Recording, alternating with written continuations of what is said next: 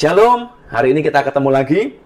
Kita mau beri penyembahan kita yang terbaik buat Tuhan. Biasa aja kita sama-sama, Bapak Ibu, kita berhenti sebentar dari setiap kesibukan kita, dari setiap pekerjaan kita. Kita mau menghadap Tuhan, kita mau beri persembahan kita, penyembahan kita yang terbaik buat Tuhan. Hati kita, hidup kita, pikiran kita, suara kita, biar jadi sebuah dupa yang harum, sebuah wangi-wangi yang berkenan di hadapan Tuhan. Dan hari ini kita tundukkan kepala, kita tutup mata kita sama-sama, dan kita nyanyikan sebuah pujian, kita berikan penyembahan kita buat Tuhan.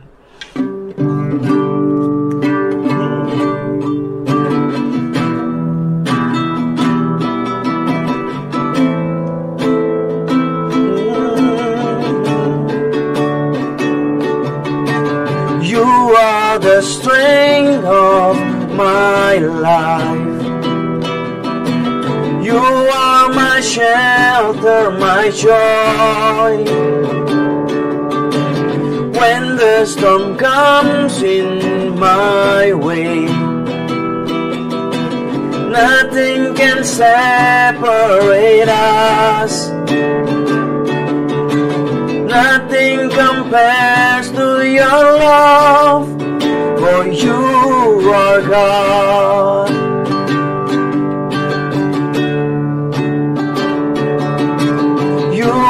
The strength of my life. You are my shelter, my joy. When the storm comes in my way, nothing can separate us. Nothing compares to your love, for you are God. As far as the heaven above us, oh, your love is greater than everything.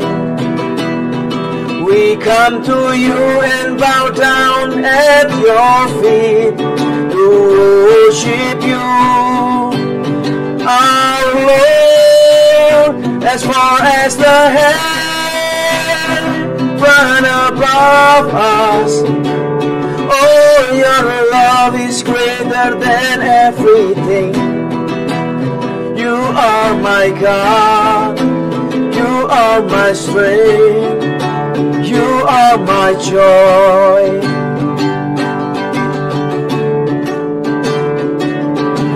Engkaulah kekuatanku, tempat perlindunganku. Saat badai menerpa, aku tak akan goyah. Aku tak akan goyah, sebab kau sertaku. Sejauh langit dari bumi, begitu besarnya kasih-Mu. Penuhi hati kami yang rindu menyembah-Mu, Yesus. Sejauh langit dari bumi, begitu besarnya kasih-Mu. Kaulah Tuhan, kekuatanku, sukacitaku. Sejauh langit dari bumi, begitu besarnya kasih-Mu. Penuhi hati kami yang rindu menyembah-Mu, Yesus. Sejauh langit dari bumi, begitu besarnya kasih-Mu. Kaulah Tuhan, kekuatanku, sukacitaku. as far as the heaven above us. Oh, your love is greater than everything. We come to you and bow down at your feet to worship you, our Lord. As far as the heaven above us, oh, your love is greater than everything. You are my God, you are my strength, you are my joy. As far as the heaven above us, oh, your love is greater than everything. We come to you and bow down at your feet to worship you, our Lord. As far as the heaven above us, oh, your love is greater than everything. You are my God, you are my strength, you are my joy. You are my God, you are my strength, you are my joy. Jesus, Lord, you are my God, you are my strength, you are my joy. You are my everything. Jesus, Lord, I worship you. Kaulah kekuatanku, kekuatan dalam hidupku. Bersamamu Tuhan, aku lebih dari pemenang. Aku cakap menanggung segalanya, karena Kau Yesus yang sertaku. Yesus, haleluya. Oh, ku percaya Kaulah sumber kekuatanku, Kau sumber pengharapan, Kaulah sumber kekuatan, sumber sukacita. Yesus, Yesus,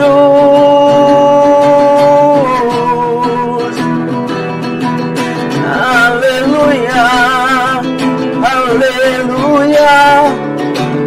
Ku takkan goyah, ku takkan goyah, sebab Kau Tuhan yang menopangku. Kasih-Mu Yesus melimpah penuhiku. Kasih-Mu Tuhan memberi kesempatan. Kasih Yesus memberi kehidupan. Kasih-Mu Yesus sumber hidupku. Oh, oh, haleluya.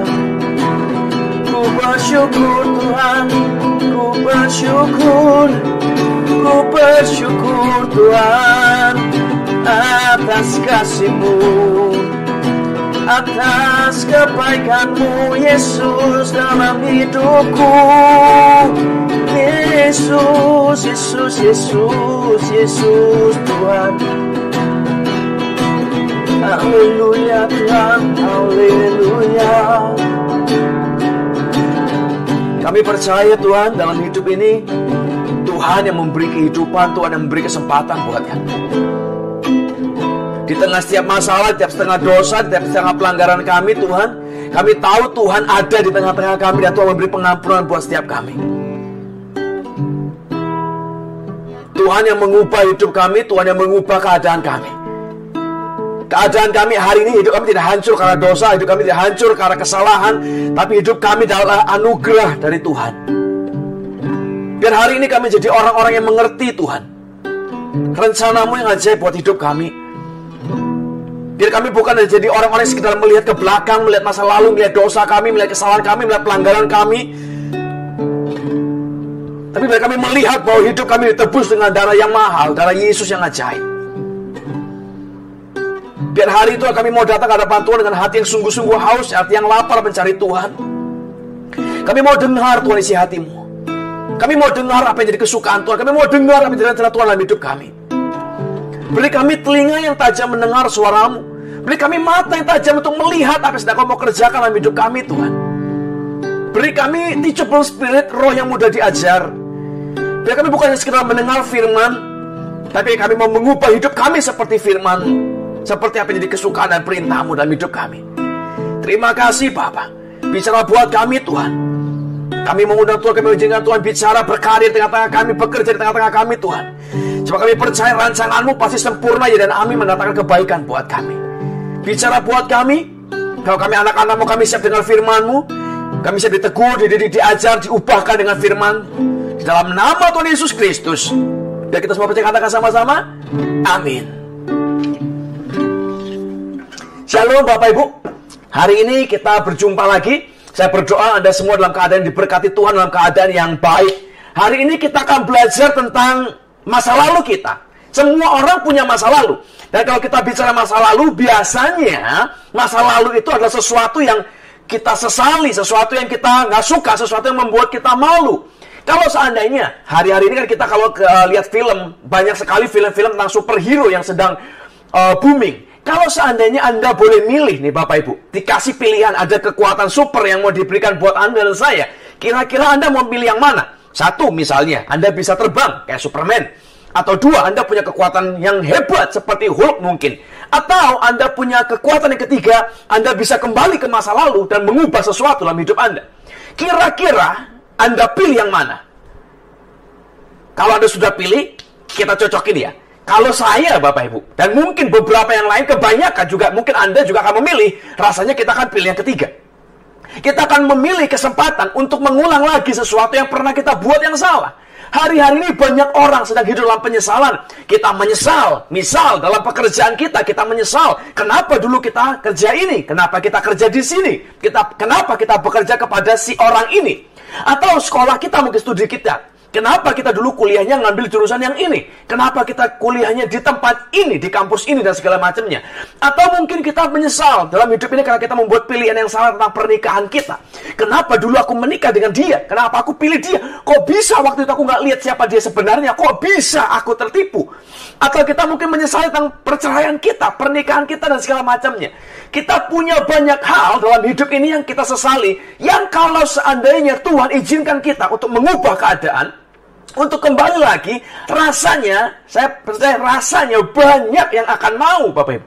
Kita mungkin ingin kembali dulu ke masa yang lalu. Oh, seandainya dulu bisa kembali, aku tidak akan lakukan yang ini. Aku tidak akan pilih pilihan yang ini. Aku tidak akan lakukan yang ini dan itu dan segala macam. Nah, hari ini kita akan belajar tentang satu konsep kebenaran tentang regretful, tentang penyesalan. Ada banyak sekali penyesalan dalam hidup kita, Bapak Ibu. Tapi kita harus mengerti baik-baik apa yang Alkitab kita bicara tentang penyesalan. Penyesalan tentang sesuatu yang kita kerjakan, sesuatu yang salah, keputusan yang salah, pilihan yang salah, atau langkah yang salah, atau dosa yang kita lakukan. Penyesalan dalam hal itu bisa mendatangkan pertobatan, bisa mendatangkan kebaikan. Tapi kalau kita salah melangkah, kita salah mengerti, regret itu, penyesalan itu akan merusak hidup kita. Coba baca sebentar ya Alkitab kita ya. 2 Korintus pasal 7 ayat yang ke-10. 2 Korintus pasal 7 ayat yang ke-10. Saya bacakan buat kita semua firman Tuhan. Sebab duka cita menurut kehendak Allah menghasilkan pertobatan yang membawa keselamatan. dan yang tidak akan disesalkan. Tetapi duka cita yang dari dunia ini menghasilkan kematian. Saya bacakan dalam terjemahan bahasa Inggrisnya jauh lebih bagus, versi NIV. Dia berkata begini, godly sorrow brings repentance that leads to salvation and leaves no regret. But worldly sorrow brings death. Alkitab menulis begini, godly sorrow, kesusahan yang dari Tuhan, itu membawa kita kepada bring us to repentance that leads to salvation. Membawa kita pada pertobatan karena kita melakukan dosa misalnya yang Tuhan tegur kita, Tuhan bicara dengan kita menyesal, lalu membawa kita kepada pertobatan and leave no regret, dan meninggalkan tidak ada penyesalan. Jadi Alkitab kita menulis begini, ada sorrow, ada regrets. Jadi ada sesuatu yang salah atau sesuatu yang tidak menyenangkan terjadi karena Tuhan itu tidak meninggalkan penyesalan. Jadi contoh misalnya ya Bapak Ibu, kalau Anda, banyak orang ini suka regret tapi nggak tahu dan nggak sadar apa yang sedang terjadi dalam hidupnya. Dia nggak sadar kalau Tuhan sedang turut tangan, campur tangan mendatangkan kebaikan. Contoh Bapak Ibu, Anda mungkin pernah punya teman di sekeliling Anda, dan tidak semua teman kita itu orang yang baik, tidak semua orang di sekeliling kita itu adalah orang yang benar. Kadang-kadang ada orang di sekeliling kita yang nggak benar Bapak Ibu. Dia merusak hidup kita, dia membawa pengaruh yang jelek buat hidup kita, dia membuat hidup kita berantakan, membuat hidup kita susah. Ada yang namanya toxic relationship. Kita berhubungan dengan orang-orang yang toksik, yang beracun. Orang-orang yang toksik ini biasanya mereka tidak memberi hidup buat kita, tidak memberi kebaikan buat kita, dia nyedot. Dia nggak pernah salah, yang disalahin kita. Jadi kalau ada apa-apa, kita yang diterang, kita yang ditegur, kita yang disalahin, kita yang dianiaya, kita yang dikambing hitam. Dia tidak mau tahu dan dia tidak pernah merasa bersalah. Nah, kalau suami atau istri kita model begini, susah Bapak Ibu hidup kita. Kita akan jadi menderita, kita gambar diri bisa rusak. Mereka akan menggunakan banyak cara, gaslighting misalnya. Jadi mereka menyalahkan semuanya, dilemparkan kepada pasangannya, dilemparkan kepada lawan satunya. Jadi dia yang benar, dia yang korban. Dia play victim, kita jadi orang yang pelakunya. Dan dia akan cerita kemana-mana betapa jahatnya kita, betapa jeleknya kita, betapa kurang ajarnya kita, betapa pahitnya kita memperlakukan dia. Padahal kebalikan, dia pelakunya, tapi di orang lain dia ceritanya lain. Dia di luar dia ngomong ABCDE, di depan kita dia berlaku yang exist dan segala macam, berlainan sekali. Nah, ini contoh-contoh orang yang toksik. Kalau Anda ketemu dengan orang yang toksik, dan suatu ketika Tuhan izinkan Anda keluar dan pisah dari dia, orang toksik ini keluar dari hidup Anda, you will leave no regrets. Anda tidak akan menyisakan penyesalan. Jadi Anda jangan menyesal, aduh kenapa dulu kok bisa pisah sama dia, atau kenapa temanku dulu kok tiba-tiba nggak jadi baik lagi sama aku. Karena Tuhan punya rencana. Kalau Tuhan yang berencana, akan membawa hidup kita kepada salvation. And leave no regret. Tidak ada penyesalan. Tapi, worldly sorrows, kesusahan duniawi, itu brings death. Jadi kalau kita yang menikah, terus kita selingkuh, lalu bercerai, lalu hidup kita berantakan dan rusak, itulah worldly sorrow. Tuhan nggak ada di situ, Tuhan nggak campur tangan, kita malah bikin dosa, kita bikin aneh-aneh, berantakan, lalu susah, menyesal, ya itulah memang itu membawa kematian. Nah, kita akan bicara di Alkitab dibedakan, satu yang sorrow, satunya lagi yang regrets. Jadi sesuatu yang tidak menyenangkan, insiden, begitu misal tragedi bahkan dalam hidup kita, itu tidak semuanya mendatangkan regrets, tidak semuanya mendatangkan penyesalan Bapak Ibu. Dan hari ini kita belajar, kalau hidup kita ternyata kita terikat dengan masa lalu. Ada loh orang-orang yang live in the past. Mereka tidak hidup di presence. Hari ini ada orang di sekelilingnya, dia punya keluarga, punya suami, punya istri, tapi pikirannya kembalinya ke mantan yang dulu. Wah, kalau mantanku dulu dia orangnya baik. Kalau mantanku yang dulu orangnya perhatian. Kalau mantanku yang dulu masakannya enak. Kalau yang sekarang cerewet. Kalau yang sekarang masakannya beracun. Kalau yang sekarang aduh jahat, judes. Stop! You don't live in the past, my friend. You live in the presence. Yang lalu biarkan berlalu, lihatlah yang di sini. Stop comparing. Kalau kau lihat, kau banding-bandingkan dengan yang dulu, Anda nggak akan kemana-mana. Kau tidak akan menikmati hidup. Hidupmu akan membawa kepada kehancuran, membawa kepada kematian, dan meninggalkan banyak sekali penyesalan dalam hidup ini. So, live it. Live in the presence. Jangan terbebani dengan apa yang di belakang. Kalau Anda mau lihat orang yang lomba ya, lomba lari ya Bapak Ibu. Biasanya pelari-pelari itu kalau sudah mau lomba, dia akan kosongkan kantong. Oh, apa yang ada di kantong? Ada handphone, ada dompet, dikeluarin dulu. Anda nggak lihat ada pelari maraton atau pelari lomba lari, terus di kantongnya ada botol minum, ada dompet, ada handphone, ada snack, roti, dan segala macam. Nggak mungkin. Lalu Anda akan lihat, biasanya mereka akan jongkok bentar, lalu ikat tali sepatu yang sudah kenceng, dikencengin lagi. Sampai darahnya kayaknya mau berhenti. Diikat kenceng banget. Mereka berpikir rasanya kalau makin kenceng, makin cepat larinya. Jadi preparasinya begitu rupa. Mereka tidak akan melihat ke belakang, dia tinggalkan semua beban yang menghalangi supaya fokus kepada tujuan. Nah, itulah hidup kita hari ini harusnya. Kita semua kepingin hidup yang diberkati, kita semua pengen hidup yang baik, hidup yang menikmati. Tapi kalau kita fokus yang ke belakang, kita lihat terus yang di belakang, menyesal ini, menyesal itu, bertanya-tanya terus, kenapa aku dulu begini, kok bisa aku dulu bodoh begitu, kenapa ini, kenapa itu, kenapa ini, kenapa itu, hidup kita nggak kemana-mana. Jadi hari ini saya berdoa baik-baik, regrets itu waktu dalam porsi yang tepat, dalam kasus yang tepat, itu bisa membawa kita kepada keselamatan, Bapak Ibu. Kita berdosa, kita menyesal, lalu kita berbalik dari jalan kita yang jahat, itu membawa kepada keselamatan. Tapi kalau penyesalan itu tidak ada ujungnya, tidak ada ending, tidak ada akhir, tidak ada awal mula, lalu terus bagaimana? Hidup jangan penuh dengan penyesalan. Dan Alkitab nanti akan menulis, ada dalam hidup di dalam Alkitab berulang kali ditulis, ingatlah, ingatlah, ingatlah. Ingatlah bagaimana Tuhan menolong kau, ingatlah bagaimana Tuhan membuat mujizat dalam perjalananmu dan segala macamnya. Ingatlah Taurat Tuhan, ingatlah perintah Tuhan, ingatlah kebaikannya, ingatlah apa yang dia buat, masyurkanlah namanya, perkatakanlah ini kepada anak-anakmu supaya mereka ingat, supaya mereka tidak lupa dan segala macamnya.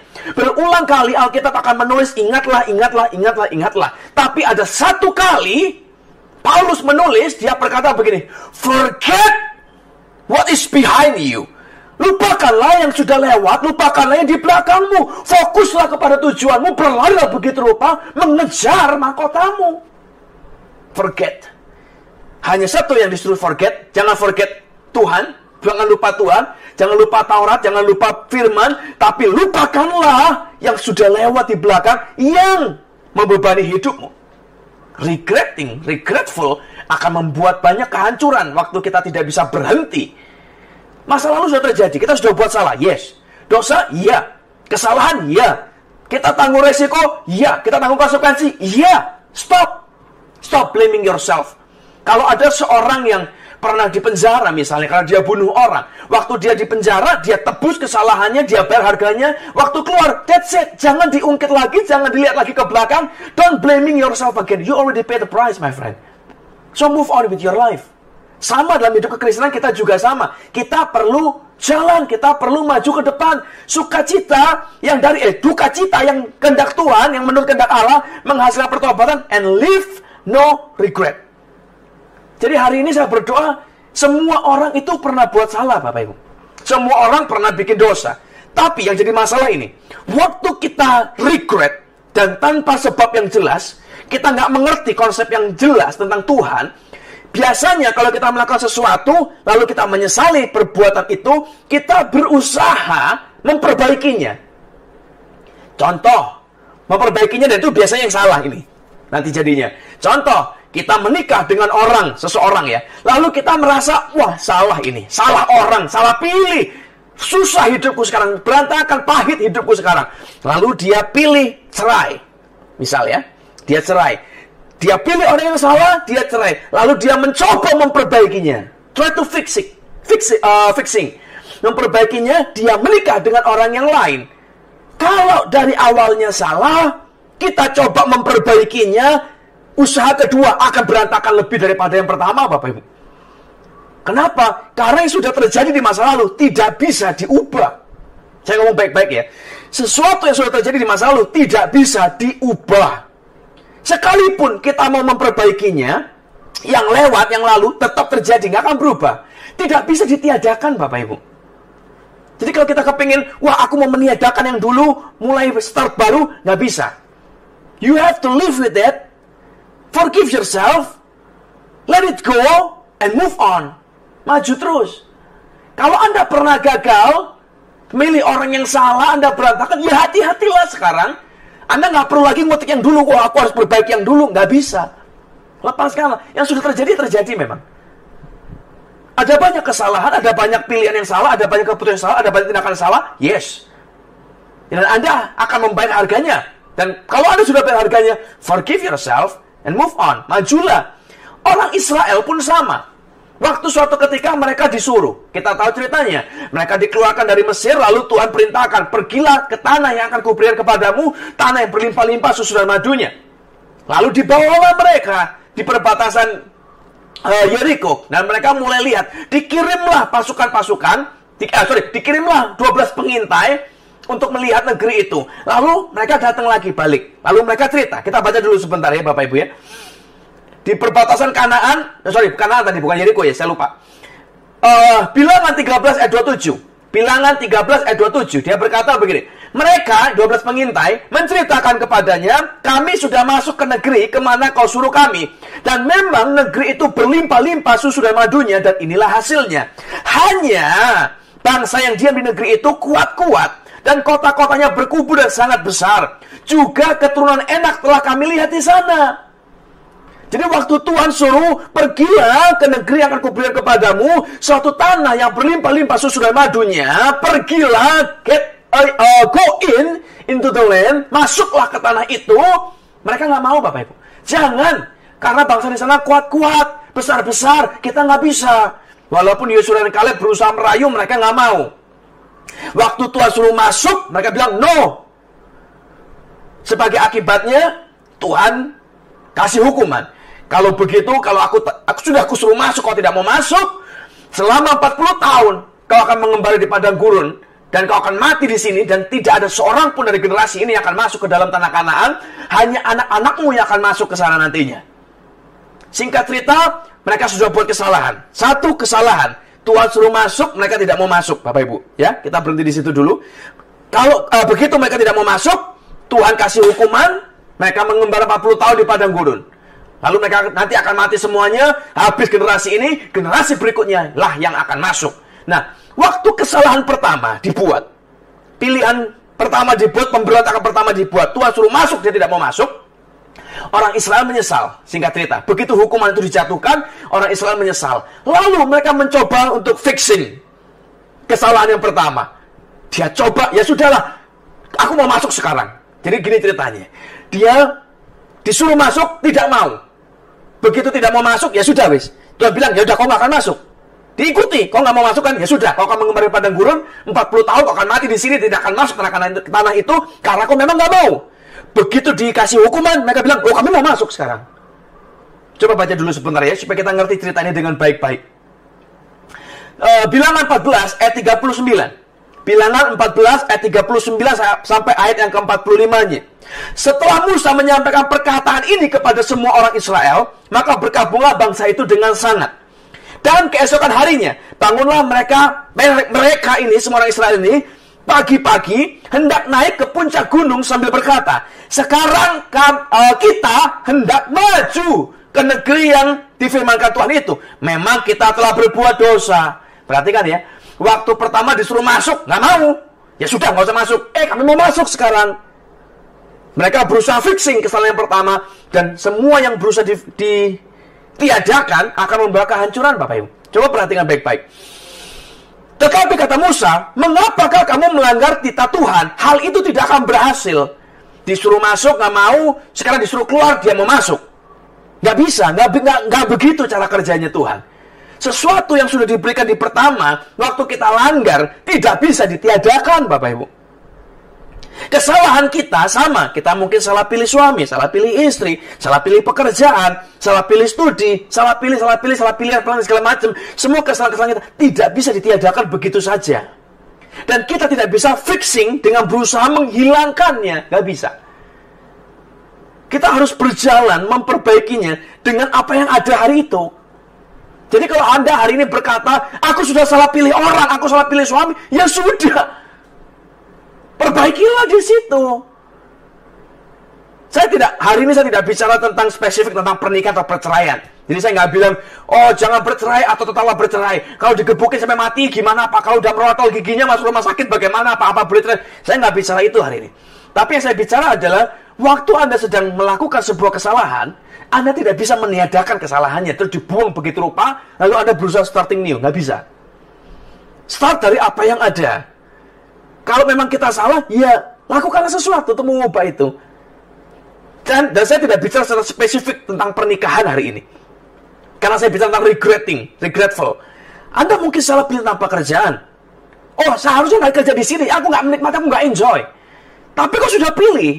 Dan jangan ditiadakan, terus keluar, resign, terus dari tempat lain. Bisa juga kalau mau lakukan itu, tapi biasanya hasilnya nggak karuan. Selesaikanlah sampai clear di sana, sampai komplit, baru kau bisa berhenti. Kalau kita sekedar meniadakan, terus kita berusaha fixing dari awal lagi, gampang dimulai lagi, nggak bisa. Hidup ini bukan video game. Yang kalau kita mati, kita bisa restart anytime, kapanpun mulai lagi. Nggak bisa, Bapak Ibu. Perhatikan baik-baik. Ayat yang ke-42. Janganlah maju. Musa bilang, jangan maju. Sebab Tuhan tidak ada di tengah-tengahmu. Supaya jangan kamu dikalahkan oleh musuhmu. Tuhan sudah mundur, Tuhan sudah nggak mau. Kalau disuruh maju, nggak mau. Sekarang dia bilang, dia turuti nggak mau, sekarang mau maju. Ya Tuhan nggak ada di situ. Perhatikan Bapak Ibu. Untuk fixing kehidupan kita, perlu Tuhan di tengah-tengahnya. Kalau tidak ada Tuhan di dalam jalan keluar yang kita pilih, worldly sorrow brings death. Anda salah pilih pasangan misalnya. Kalau tidak ada Tuhan, Anda mau cerai, salah. Kalau tidak ada Tuhan, Anda mau lanjut pun salah. Ini saya ngomong dengan hati-hati ya. Saya bukan lagi suruh Anda suruh cerai atau suruh tidak cerai. Bukan, karena saya tidak ngomong cerai. Tapi masalah ada Tuhan atau tidak. Loh Pak, mana mungkin di dalam pernikahan kok nggak ada Tuhan? Bisa jadi loh Bapak Ibu. Contoh ya, kalau misalnya Anda menikah dengan seseorang, lalu seseorang ini melakukan sesuatu perbuatan yang di luar normal, Anda dipukul sampai mati, hampir mati, Alkitab menulis, berpisahlah sementara. Supaya cooling down. Jangan langsung berpisah sementara. Waktu tenang kembali, baru bersatu. Kenapa Paulus mengajar begitu? Karena kita perlu lihat di mana Tuhan sedang berencana, di mana Tuhan sedang mengatur, di mana Tuhan sedang mengarahkan kita. Lah masalahnya kadang-kadang si suami diarahkan bisa, istrinya kadang nggak bisa. Atau kebalikan, istri diarahkan Tuhan nurut, suaminya nggak nurut. Jadi untuk ini satu kondisi yang kompleks, yang dua-dua ini perlu dilihat. Tapi intinya hari ini, kita mau jalan kemana, perlu ada Tuhan. Kalau nggak ada Tuhan, ya kita kalah Bapak. Orang Israel secara konteks, oh dia baik loh, mau bertobat, mau maju lagi. Tapi kalau Tuhan nggak ada, gimana? Nggak bisa. Kita terus lagi, lanjut ya. Sebab orang Amalek dan orang Kanaan ada di sana, di depanmu. Dan kamu akan tewas oleh pedang. Dari sebab kamu berbalik membelakangi Tuhan, maka Tuhan tidak akan menyertai kamu. Meskipun demikian, mereka nekat naik ke puncak gunung itu, tetapi tabut perjanjian Tuhan dan Musa juga tidaklah meninggalkan tempat perkemahan. Lalu turunlah orang Amalek dan orang Kanaan yang mendiami pegunungan itu dan menyerang mereka. Kemudian orang-orang itu mencerai mereka sampai ke Horma. Habis Bapak Ibu, kalah. Kenapa? Karena mereka berusaha meniadakan yang lama tanpa melihat Tuhan, tanpa tanya Tuhan, tanpa tahu Tuhan mau ngapain. Jalan terus. Habislah mereka, matilah di situ. Berantakanlah. Jadi hari saya berdoa baik-baik. Regretful itu bisa menghancurkan kita waktu kita nggak mengerti apa yang harus kita kerjakan. Regretful akan menghancurkan kita kalau tidak ada ending yang jelas. Dalam hidup ini, kita sebenarnya sudah bilang, kesalahan kita banyak. Kita sudah buat dosa, kita buat pelanggaran dan segala macamnya, dan ada konsekuensi. Iya. Tapi, perhatikan baik-baik. Jangan melangkah untuk menghapus kesalahan yang pertama tanpa Tuhan. Daud pun buat salah, Bapak Ibu. Dia ambil Batsheba, dia bunuh Uria. Salah. Dan Tuhan sudah ngomong lewat Nabi Nathan, oh, kau begini-begini, jatuh hukuman Tuhan. Lalu dia mengaku, aku berdosa. Dia bilang, aku berdosa. Dia ngaku. Dia tidak bertele-tele, dia tidak membela diri, dia tidak berikan alasan. Aku berdosa. Lalu Nathan ngomong, inilah firman Tuhan. Engkau tidak akan mati karena dosamu itu. Dikasih ampun Bapak Ibu. Dikasih pengampunan. Tuhan kita, harus mengerti dulu ya. Tuhan kita adalah Tuhan yang pengampun. Merciful, penuh belas kasihan. Waktu kita datang ke hadapan Tuhan dengan hati hancur, Tuhan itu pengampun Bapak Ibu. Jadi hari ini minta ampun lah. Cari Tuhan, tanyalah Tuhan, aku harus berbuat apa? Jangan sekedar melangkah langsung kita coba fixing by ourselves. Berantakan Bapak Ibu. Berusaha memperbaiki dengan cara yang salah, menghasilkan kehancuran yang lebih lagi daripada sebelumnya. Jadi hari ini saya berdoa, cari Tuhan dulu. Di mana ada Tuhan, disitulah jalannya. Yang kedua, regrets itu bisa membawa kita kepada hopelessness. Membawa kita kepada keadaan yang kita ini rasanya udah nggak punya pengharapan. Pernah nggak Bapak Ibu Anda berpikir atau Anda mendengar orang-orang yang merasa sudah salah hidupnya, lalu tambah dihabisin, tambah dibiarin, tambah dirusakin. Contoh, ada orang yang berpikir, aku udah salah memilih orang, udah salah memilih suami misalnya. Ya udah biarin aja lah, percuma. Nggak usah repot-repot berusaha menyenangkan dia, nggak usah repot-repot berusaha mencintai dia. Sudah rusak, udah berantakan. Salah. Tadi saya bilang, kalau Anda sudah salah, jangan berusaha menghilangkan yang kemarin, yang awalnya, tapi harus mulai dari titik itu.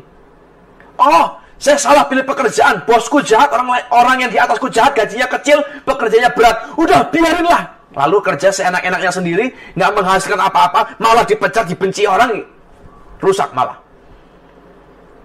Begitu kita melakukan kesalahan, kadang-kadang rasa regrets itu membawa kita kepada keadaan yang hopeless. Nggak ada harapan, rasanya percuma lah, udah dibiarin sajalah. Kita let it go, sudah terserah, mau jadi, mau rusak-rusak, mau mati-mati, mau hidup-hidup, terserah lah. Hati-hati lah Bapak Ibu. Ini yang membuat kita jadi berantakan sekali. Ini membuat hidup kita itu luar biasa rusaknya. Kadang-kadang kita berpikir, kalau kita ini datang kepada Tuhan dengan cara yang benar, kita ikut Tuhan, baik-baik, kita menikmati berkat yang hebat. Tapi begitu suatu kali kita buat kesalahan, rusak hidup kita semuanya. Berkat Tuhan hilang, kita kehilangan semua yang dijanjikan, lalu rusak. Padahal tidak loh. Oh, kalau kita buat kesalahan, kita buat pilihan yang salah, kita buat dosa, maka Tuhan akan hukum kita begitu rupa, hidup kita tidak akan pernah pulih lagi, tidak akan sama lagi, rusak. Enggak loh Bapak Ibu. Saya bacakan ya janji Tuhan buat kita. Dia berkata begini. Pencuri datang, Yohanes 10:10. Pencuri datang untuk mencuri dan membunuh dan membinasakan. Aku datang, kata Tuhan, aku datang supaya mereka mempunyai hidup dan mempunyainya dalam segala kelimpahan. Aku datang supaya mereka mempunyai hidup dan hidup itu dalam kelimpahan. Jadi Yesus datang, dia janji begini, aku datang ke bumi ini, ke dunia ini untuk memberi hidup. Dan janji ini bukan diberikan hanya kepada orang-orang yang tidak pernah berbuat dosa. Janji ini bukan diberikan kepada orang-orang Kristen suci, Kristen taat, Kristen kudus yang tidak pernah melakukan kesalahan. Tidak. Janji ini diberikan kepada semua orang, Anda dan saya, termasuk kita yang melakukan kesalahan, yang melakukan dosa, yang melakukan pelanggaran, besar atau kecil, hidup ini berlaku. Janji ini. The promise of life itu diberikan buat kita semua Bapak Ibu. Artinya, sekalipun kita pernah membuat pilihan yang salah, sekalipun kita membuat kesalahan, kita membuat dosa, pelanggaran kita, Tuhan itu tetap punya janji buat kita. Janjinya adalah untuk memberi kita hidup. Sekalipun di tengah-tengah dosa kita, di tengah pelanggaran kita, adalah hidup yang berkelimpahan. Saya ngomong ini dengan hati-hati ya. Saya tidak bicara bahwa, oh kalau Anda dosa, nggak apa-apa. Tuhan tetap akan memberkati hidupmu. Tidak.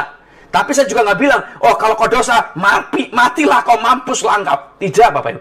Sekalipun kita berdosa, sekalipun kita melakukan pelanggaran, sekalipun hidup kita rusak karena pilihan kita yang salah, Tuhan tetap memberi janji yang berlaku untuk memberi hidup yang kelimpahan buat kita, buat Anda dan saya. Artinya apa?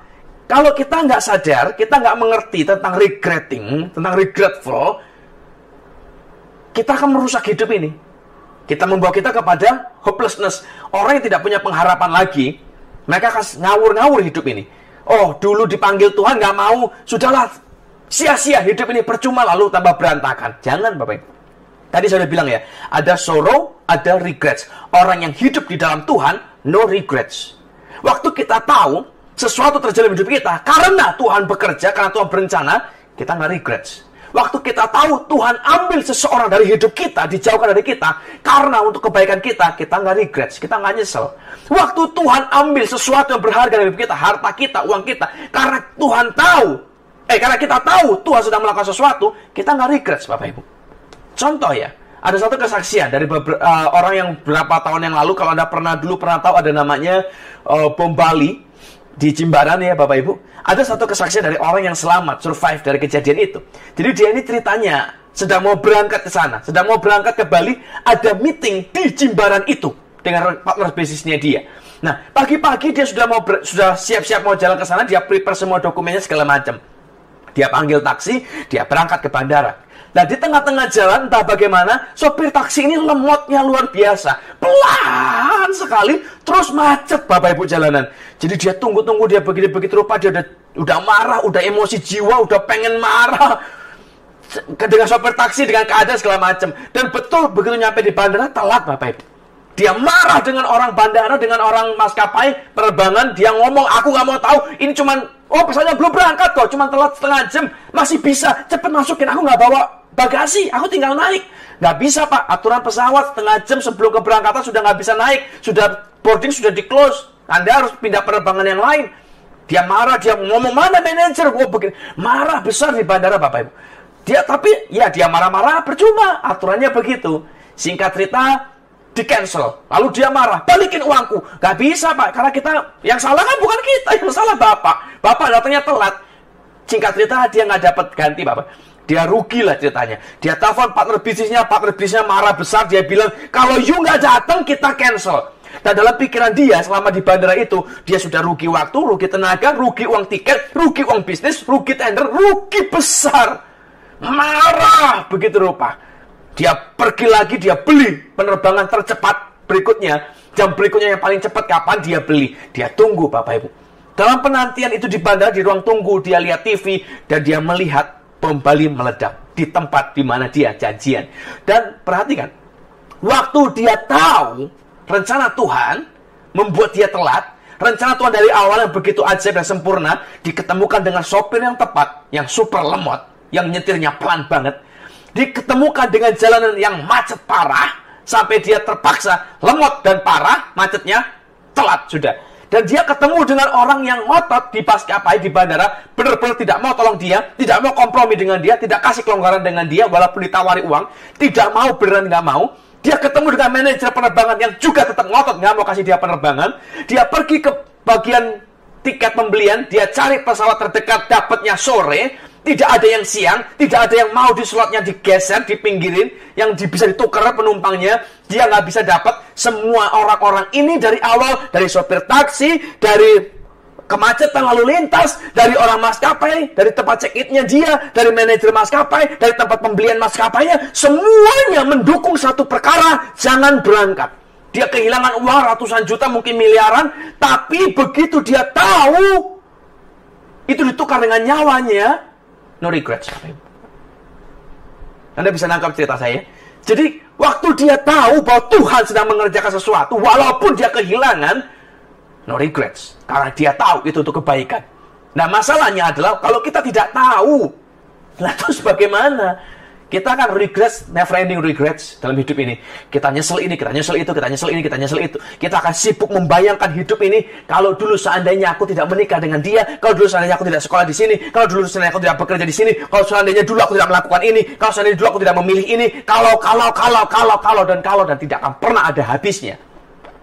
Dan itu akan membawa kehancuran dalam hidup kita, membawa penyesalan dalam hidup kita, membawa hopelessness dalam hidup kita.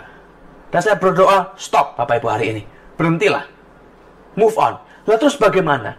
Tuhan itu dia berjanji begini, aku datang supaya memberi hidup yang kelimpahan. Nah, bagaimana caranya supaya kita bisa menikmati hidup kita yang dijanjikan Tuhan, sekalipun kita sudah pernah berdosa dan melakukan pelanggaran besar dalam hidup ini? How to move on? Satu yang pertama, dan paling penting ini, correct your theology. Perbaiki pengenalanmu akan Tuhan. Ada banyak orang yang salah mengenal Tuhan. Ada banyak teologi yang salah di luar sana yang berkata begini. Mungkin Anda pernah dengar, atau mungkin Anda salah satu orang yang di dalamnya. Ada teologi yang berkata begini. Kalau Anda hidup taat dengan Tuhan, tidak melakukan dosa, tidak melakukan pelanggaran, Anda akan menikmati berkat yang begitu hebat, besar, dan melimpahnya. Hidup ini seperti di surga nanti. Tapi, sekali sekali kau lakukan pelanggaran, sekali kau berdosa, once you mess up, rusak semuanya. Yang awalnya Tuhan punya plan A, karena ketidaktaatanmu, ketidaktaatan kita, karena dosa kita, karena pelanggaran kita, berubah. Plan A nggak berlaku lagi, ganti plan B. Plan B ini tidak sebagus plan A, tapi yang lebih mending kan, daripada nggak dapat apa-apa. Kalau di plan B masih salah lagi, bikin dosa lagi, bikin ulah lagi, coret lagi plan B, ganti plan C. Plan C lebih jelek daripada plan A dan plan B, tapi ya better than nothing. Kalau di plan C masih bikin salah, masih bikin ulah lagi, ganti plan D. Nah, terus lama-lama plan Z.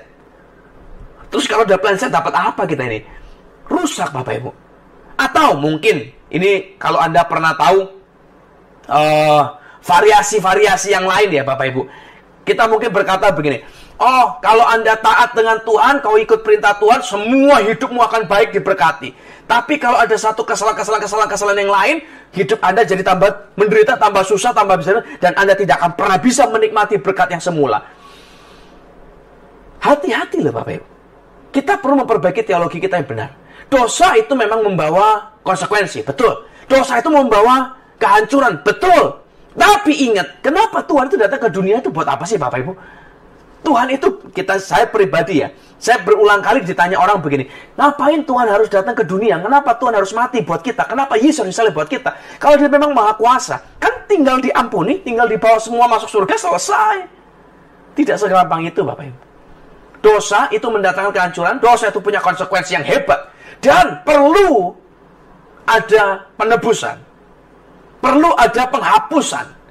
Kalau kita berhutang, hutang itu akan tetap ada sampai selama-lamanya, sampai dibayar atau dihapuskan oleh si pemberi utang. Dan Yesus ini yang memberi penghapusan, dan dia yang membayar semuanya buat kita. Jadi dosa itu membawa kehancuran, iya. Tapi dia datang untuk memberi hidup. Dia datang untuk memulihkan hidup. Jadi sekalipun kita berdosa, sekalipun kita jatuh dalam pelanggaran kita, tetap ada kesempatan di dalam Tuhan. Saya bacakan dulu sebuah ayat dulu, yes. Ini saya akan hati-hati di bagian ini supaya Anda jangan salah.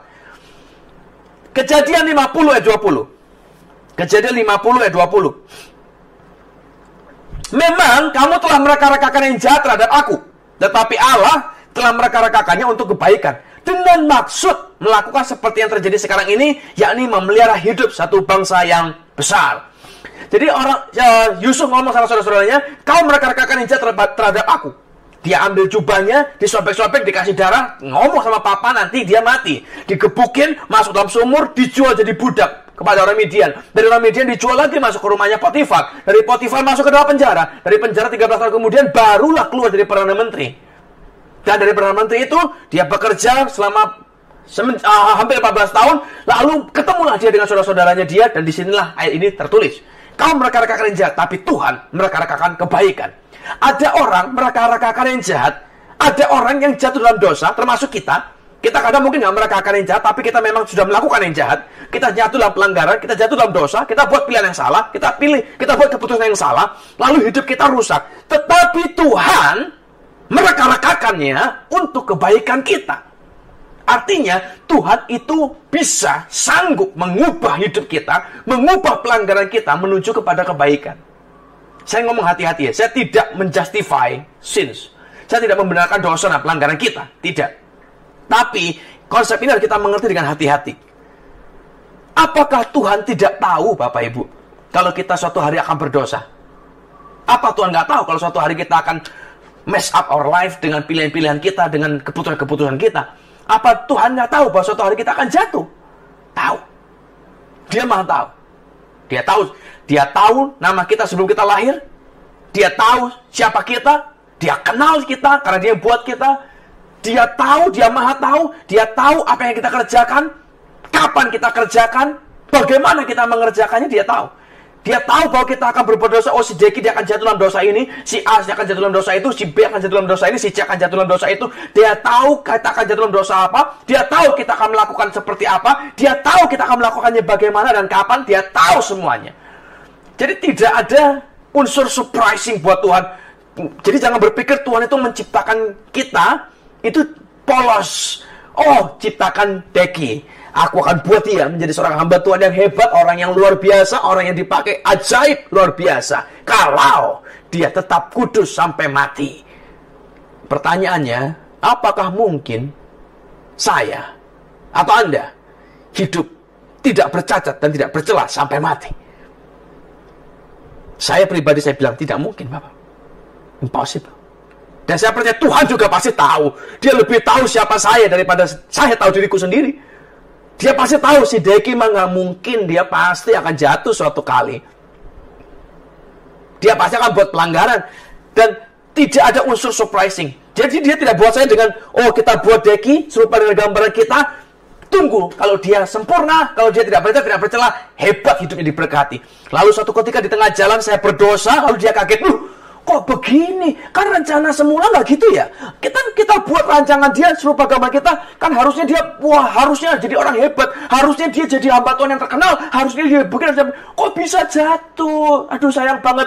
Udahlah, kita gantilah kalau begitu panggilannya, kita gantilah tujuannya, kita gantilah ending hidupnya. Tidaklah Bapak Ibu. Tuhan kita bukan Tuhan yang kaget-kagetan. Dia tahu, dari awal dia tahu siapa saya, dari awal dia tahu siapa Anda, dia tahu bagaimana kau akan jatuh, dia tahu bagaimana kau akan berakhir, dia tahu pilihan hidupmu, dia tahu pikiranmu, dia tahu semuanya. Jadi tidak ada satupun dari dosa kita yang bisa membuat dia terkejut. Kok bisa-bisanya dia lakukan itu? Enggak, Bapak. Kenapa? Karena dia maha tahu. Dia tahu semuanya. Nah, dari konsep maha tahu inilah kita akan belajar mengenal Tuhan dengan benar, ya Bapak Ibu. Contoh, saya akan berikan Anda sebuah gambaran dulu sebentar. Dosa apakah kira-kira yang paling besar yang pernah dilakukan oleh manusia di muka bumi ini? Dosa apa, pelanggaran apa yang paling berat yang pernah dilakukan oleh manusia di muka bumi ini sepanjang sejarah kita? Mencuri, membunuh, berzina, selingkuh, penyembah berhala. Kalau saya berkata begini misalnya, menurut saya ya Bapak Ibu, dosa terbesar yang pernah dilakukan oleh manusia sepanjang sejarah kehidupan manusia di muka bumi ini adalah waktu manusia berani membunuh anak Allah, orang yang kudus, orang yang tidak bercacat dan tidak bercela, orang yang benar dikirim dari Tuhan untuk menebus dosa kita, disalibkan begitu rupa. That's the greatest sin of all. Menurut saya ya. Bunuh orang biasa itu sudah salah. Kita bunuh orang jahat itu sudah salah. Kita bunuh anak Tuhan, anak Allah, itu lebih dari yang lain. Tapi, perhatikan baik-baik. Saya bacakan leh. Jangan dengar kata saya, Bapak. Dengar kata firman, supaya kita ngerti tentang konsep yang benar. Yesaya 53 ayat 10. Yesaya 53 ayat yang ke-10.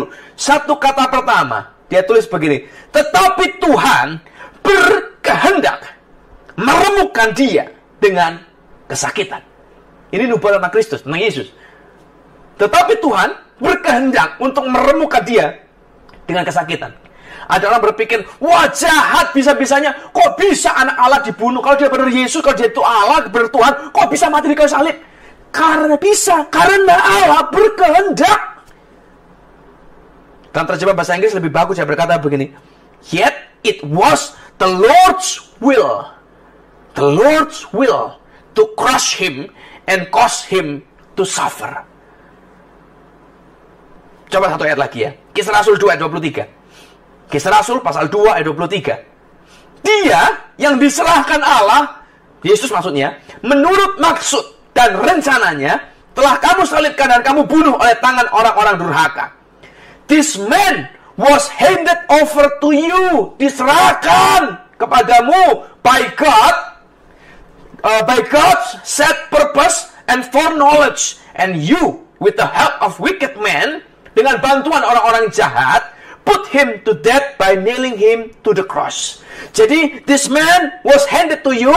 Yesus ini diberikan dengan sengaja kepadamu untuk menjalani tujuan dia datang ke muka bumi ini, untuk, tadi kalau Yesaya bilang, untuk diremukkan dengan kesakitan, to crush him and cause him to suffer, untuk menebus umat manusia. Jadi diberikan, diserahkan dengan sengaja kepadamu, and with the help of wicked men, dengan bantuan orang-orang jahat. orang-orang durhaka, membuat dia mati di atas kayu salib. Dan orang kadang salah berpikir, kenapa kalau dia benar-benar Allah, kenapa bisa mati di salib? Kalau dia benar-benar berkuasa, powerful, kenapa dia bisa mati dicambuk, dia siksa, lalu tergantung di kayu salib? Kenapa? Bukan nggak bisa. Bukan dia nggak bisa melapangkan dirinya, tapi karena memang itu adalah kehendak Tuhan untuk dia disalibkan, mati, dan menebus dosa manusia. Nah, masalahnya adalah Yesus tidak bisa mati sendiri. Dia tidak bisa pukul dirinya sendiri, terus salibin dirinya sendiri. Yang salib satu tangan mungkin bisa, tangan satu siapa yang nyalip? Siapa yang gebuk pakunya siapa? Nggak bisa. Makanya ditulis dengan, with the help of wicked men. Tuhan tahu. Yang golongan wicked man ini, ada orang-orang jahat ini adalah orang-orang yang memang dia membunuh orang, dia memang melakukan pekerjaan yang itu, membunuh, membinasakan, mencabut nyawa orang, segala macamnya. Dan Tuhan tahu. Ingat ya, konsep kemahatauan ini. Tuhan tahu. Dan di tengah-tengah perbuatan mereka yang jahat itu, rencana Tuhan diberikan, Yesus masuk di tengah-tengah itu, dan dia disalib di sana. Jadi bukan karena ketidakmengertian Tuhan. Tidak loh Bapak Ibu. Dan Anda jangan salah ya. Oh berarti kasihan dong itu orang-orang jahat memang ditentukan untuk binasa. Tidak loh. Salah loh Bapak Ibu urutannya. Kalau ditentukan berarti dari awal kau si A si B. Kau yang salib Yesus ya.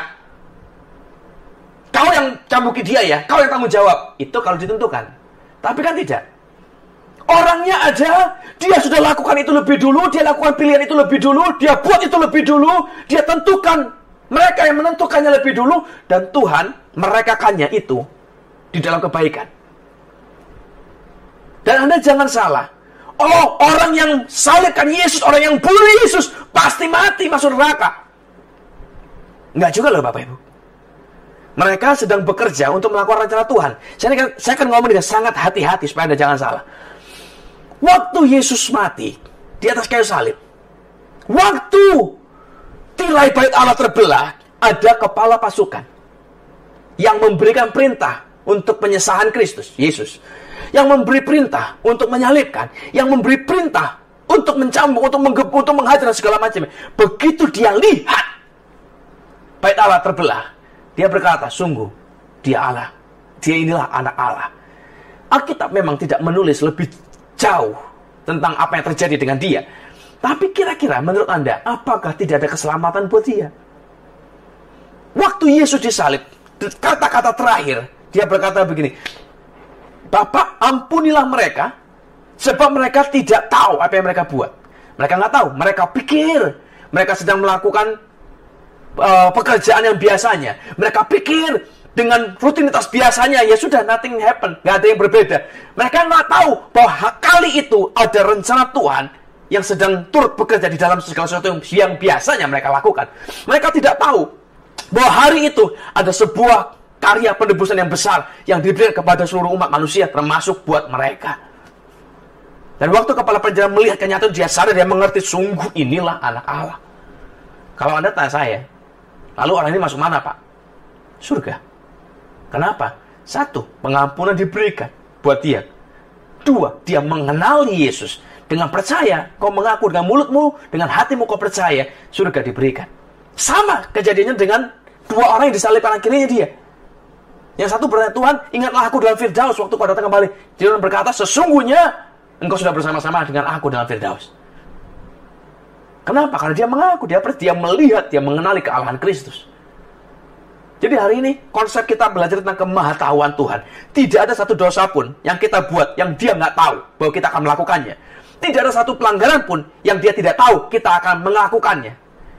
Jadi hari ini keadaan Anda dan saya, apapun betapa parahnya pelanggaran kita, betapa besarnya dosa kita, dia tahu. Dan Tuhan menyediakan jalan penebusan buat kita. Masalahnya kan cuma satu. Kalau sudah dikasih jalan, mau apa tidak? Kalau sudah dikasih jalan tetap nggak mau, ya sudah. Itu pilihan yang terbesar, itu kesalahan terbesar yang bisa kau lakukan, Bapak Ibu. Nggak ada lagi, habis-habisnya nggak ada lagi. Jadi hari ini saya berdoa baik-baik. Ayo hiduplah yang benar. Don't live in the past. Forget your past and move on. Sebagai penutup, saya akan kasih Anda sebuah kisah lah ya, untuk kita mengerti. Ada seorang rasul, namanya Petrus. Kita tahu ceritanya. Dia orang terdekat. Yesus itu punya 3 orang yang dekat dengan dia. Yohanes, Yakobus, Petrus. Yang kemana-mana mereka selalu ikut. Dan Petrus ini, detik terakhir masih diperingatkan Tuhan. Tuhan, sekalipun mereka meninggalkan kau, aku sekali-kali tidak akan meninggalkan engkau. Lalu Tuhan berkata, jangankan lagi kau mau bela aku. Nanti sebelum ayam berkokok hari ini, kau sudah 3 kali menyangkal aku. Orang terdekat dengan Yesus, 1 dari 3 orang terdekat dengan Yesus, dia menyangkal Yesus dan bahkan bilang, aku nggak kenal dia. Lalu dia pergi melarikan diri dan segala macamnya. Dia kembali jadi nelayan. Dan Petrus ini tapi satu-satunya orang. Ini pelanggaran ya Bapak Ibu. Dia menyangkal Yesus, bukan menyangkal 1 kali, 3 kali dalam 1 malam. Lalu dia tinggalkan semua, dia tinggalkan pelayanan, dia tinggalkan panggilannya, dia tinggalkan kerasulannya, dia tinggalkan semuanya, dia balik jadi nelayan. Tapi waktu Yesus bangkit, Yesus cari dia. Yesus cari dia. Perhatikan kata kunci cari. Dia bukan cari Yesus, Yesus cari dia. Yesus pergi ke tempat di mana dia menjala ikan, lalu dia tunggu di situ, lalu dia tanya, Petrus, apakah kau mengasihi aku? 3 kali dia tanya, 3 kali Petrus jawab, iya Tuhan, tapi tidak seperti yang kau minta. Apakah kau mengasihi aku? Iya, aku mengasihimu, tapi aku nggak bisa mengasihimu dengan sepenuh hatiku. Sambil menangis ketiga kalinya dia ngomong, aku mengasihimu Tuhan, tapi nggak sempurna, nggak phileo, tidak agape, kasihku phileo, kasihku berbalas. Tapi Tuhan, ini satu-satunya murid ya, yang dikasih perintah 2 kali, dipanggil 2 kali. Tuhan bilang, gembalakanlah domba-dombaku. Dan kita tahu sejarah mencatat, Petrus adalah bapak gereja, seorang pemimpin hebat, yang mendirikan gereja mula-mula, dan penulis dari 2 buku di dalam kisah perjanjian baru. Lalu ada lagi orang yang namanya Musa. Kalau Anda pernah Musa, kalau Anda pernah ke Israel, Anda akan mendapati di Gunung Tabor, ada satu chapel, 2 ruangan di sana. Satu ruang Musa, satu ruang Elia. Musa, seorang pemimpin besar, memimpin jutaan orang Israel keluar dari Mesir, sampai ke depan pintu Kanaan. Walaupun memang akhirnya dia nggak masuk, tapi dia teruskan kepada Yosua, dan penebusan itu terjadi. Tapi, siapakah Musa? Musa adalah seorang pembunuh, dan dia seorang buronan 40 tahun lamanya. Kesalahan besar, dosa besar, pelanggaran besar. Dan dari semua nabi, dari semua tokoh, dari semua orang yang dipanggil Tuhan, yang dipakai Tuhan, hanya Musa yang berulang kali ditulis dalam Alkitab, Tuhan mau bunuh dia. Coba cari nanti. Bukan 1 kali loh Bapak Ibu, Tuhan mau bunuh Musa, berulang kali. Kenapa? Pelanggaran demi pelanggaran demi pelanggaran demi pelanggaran. Tapi toh, Tuhan tetap pakai dia. Ada orang lagi, tadi saya sudah bilang, Daud, seorang pezina, perampas istri orang, pembunuh dari suami yang sah. Tapi toh, Tuhan pulihkan, dia kembalikan kepada tahtanya. Ada orang lagi, Saulus, yang nanti akan berubah menjadi Paulus. Seorang penganiaya, pembunuh dari orang-orang Kristen, pengikut Kristus. Tapi begitu Tuhan jamah dia, Tuhan pulihkan dia, Tuhan pakai dia begitu rupa dan ajaib. Artinya begini, tidak ada seorang pun di Alkitab yang dipakai Tuhan dengan cara yang gampang. Hidupnya kudus, hidupnya tidak bercacat, tidak bercela, nggak pernah salah, semuanya lancar jaya, nggak ada. Semuanya orang-orang yang pernah jatuh, pernah salah, berdosa, pelanggaran, pemberontakan, semua segala macam ada di situ. Tapi Tuhan memulihkan hidup mereka dan memakai mereka dengan cara yang heran. Hari ini pesan saya buat kita semua, sekalipun Anda hidup dalam pelanggaran, Anda pernah melakukan pelanggaran, sekalipun Anda menikmati konsekuensinya hari ini, hidup Anda jadi berantakan, jadi susah, mungkin sedang mengalami duka cita. Tapi kalau ada Tuhan di dalamnya, hidup Anda belum berakhir. Hidupmu tidak sedang batal dari rencana Tuhan. Hidup Anda tidak sedang dibuang dari rencana Tuhan. Tuhan bisa memulihkan hidup kita. Tuhan bisa memulihkan hidup Anda, Tuhan bisa memulihkan hidup saya.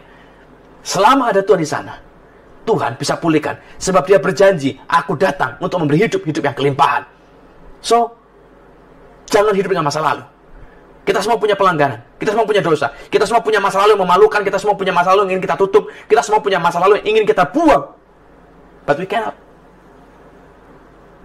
So, minta Tuhan hari ini. Tuhan, ini aku. Aku berdosa.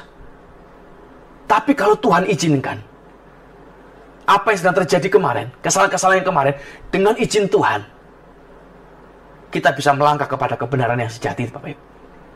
Sekalipun di tengah pelanggaran kita, bukan berarti kita akan kehilangan semuanya. Tidak. Berkatnya masih ada. Rencana Tuhan tidak pernah berubah buat hidup kita. Memang untuk mencapai yang kepada yang semula itu memang tidak segampang yang awal. Tapi bukan berarti nggak bisa. Bisa. Bukan berarti terus Anda bikin dosa, ya sudah panggilannya diganti lebih rendah. Dosa lagi, lebih rendah lagi. Lama-lama hilang nggak karuan. Panggilan Tuhan nggak berubah. Panggilan Tuhan tetap sama buat Anda dan saya. Berkat Tuhan tetap disediakannya buat Anda dan saya. Hari ini pun Anda bisa lihat Tuhan tetap menyediakan berkat buat orang yang benar dan yang tidak benar sekalipun. Matanya tetap bersinar buat orang yang kudus, juga buat orang yang berdosa. Hujan tetap diberikan buat orang-orang mencari Tuhan yang berharap dengan Dia, bahkan kepada untuk orang-orang juga yang memang menentang Dia. God is good. Jadi hari ini correct your theology, perbaikilah. Bukan, tidak ada seorang pun dan tidak ada perbuatan kita satupun yang bisa mengubah keadaan Kristus terhadap kita. Tidak ada perbuatan apapun yang bisa membuat Tuhan lebih mengasihimu daripada sebelumnya. Oh, kalau kau lebih kudus, kau baca firman lebih banyak, kau berdoa lebih sering, Tuhan akan lebih mengasihimu. No. Kebalikan. Tidak ada dosa apapun yang bisa mengurangi kasihnya kepadamu. Yang bisa mengurangi nilaimu di hadapan Tuhan. Oh, karena kau lakukan dosa ini, dosa itu, karena kebanyakan dosa, Tuhan benci. Wah, ini yang bocah ini anak. Enggak. Kasih Tuhan besar, dan kasihnya tidak berkesudahan, kasih tidak pernah berubah. Dia rela berikan nyawanya buat Anda dan saya. Because He loves us. Hari ini, jangan hilang pengharapanmu. Jangan biarkan kehancuran merusak hidupmu. Sebab rancangan Tuhan masih ada. Berkat Tuhan ada. Jalan Tuhan ada. Dan Dia merakakan semua untuk mendatangkan kebaikan. Hari ini, datang kepada Tuhan, Bapak Ibu. Datang pada Kristus dan berkata, Tuhan, aku berdosa. Kesalahan yang sudah aku lakukan, penyesalanku, ku serahkan semua dalam tangan-Mu. Biar hari ini, semua kesusahan yang pernah kita lewati karena pelanggaran kita dulu, sorrow yang kita alami hari ini karena dosa kita, karena pilihan kita yang salah, karena keputusan kita yang salah, karena pergaulan kita yang salah, biar sorrow yang kita alami sekarang ini menuntun kita kepada keselamatan, kepada pertobatan. With leaves no regrets, dengan tidak meninggalkan penyesalan. Sangat beda sekali, Bapak Ibu. Kesusahan dunia dengan kesusahan yang dari Tuhan berbeda. Kesusahan dunia mendatangkan penyesalan, tapi kesusahan dari Tuhan tidak. Karena kita tahu, sekalipun kita kehilangan semuanya, kita tahu ada sesuatu yang lebih berharga menunggu kita di depan sana, karena ada Tuhan. So hari ini, datang ke hadapan Tuhan, Bapak Ibu. Rendahkan diri kita di hadapan Tuhan. Kita berdoa, kita bilang, Tuhan, ini aku. Jadi seperti Daud, aku berdosa di hadapan Tuhan.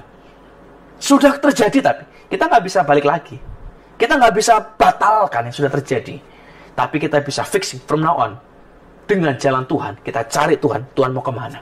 Tuhan mau apa? Ajar aku, tuntun aku, tolong aku Tuhan.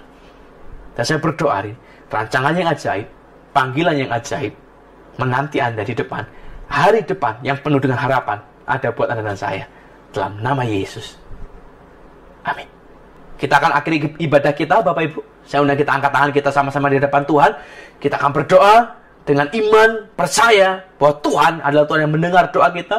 Dia Tuhan yang peduli dengan kita. Dia peduli hidup Anda. Dan biar hidup kita hari ini mulai diubahkan Tuhan, mulai dari sekarang ini menuju kepada kepenuhan Kristus, kepada rancangan Tuhan yang ajaib, kepada rencana yang ajaib, dengan berkat yang ajaib. Jangan terintimidasi oleh dosa, jangan terintimidasi oleh kesalahan masa lalu, tapi lihat Kristus, sebab Dia datang memberi kehidupan buat Anda dan saya. Biar kita katakan amin yang keras untuk setiap perkataan-perkataan yang akan saya lepaskan buat kita semua. Sebab amin mengikat janji Tuhan jadi nyata dalam kehidupan kita. Biar kita turunkan kepala, kita angkat tangan kita tinggi-tinggi dengan iman. Kita katakan, Tuhan, kami berdoa, kami percaya dalam nama-Mu. Diberkatilah keluarga-keluarga kami.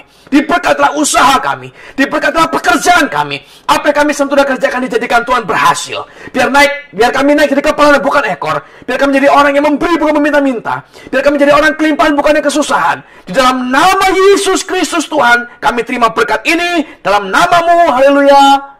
Amin. Tuhan Yesus memberkati. Hanya satu kata-Mu yang ku perlukan. Firman-Mu menentukan seluruh hidupku. Yang tiada Kau jadikan